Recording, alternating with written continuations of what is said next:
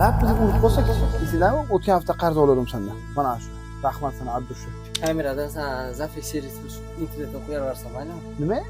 Hisob kitob borlar borki, Ha. o'shalarga taalluqli video bo'lsa. Endi hammani o'ziga yarasha hisob kitob bor-da. Manfaatli bo'ladi, video tushunsan? Yo, agar manfaatli bo'layotgan bo'lsa, mana bunaqa joyi bo'ladi. Men endi o'zimning shaxsiy fikrim, shuni demoqchimanki, ya'ni farqi yo'q kimdan qarz bo'lishi, qarzni vaqtida yetkazib berish kerak. Chunki qarz shunaqa narsa. Xudo ko'rgazmasin, issiq jonda. Lab bizni urib qo'ysak-chi.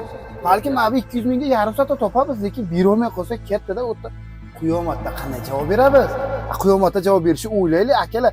10 mingmi, 20 mingmi, 100 da farqi yo'q-da. Javobini vaqtida berishib qo'yish kerak. Ya'ni Alloh oldidan ham qarzni to'lab qo'yinglar, bandasini oldidan ham. Bu ham nimandir o'ylab shuni bergan. Buni ham o'ziga yarasha hisob kitobi bor, buni ham o'ziga yarasha narsasi bor. Noto'g'ri narsa. Qarzmi qarz bo'lib berilishi kerak. Hadiya boshqa narsa, qarz boshqa narsa.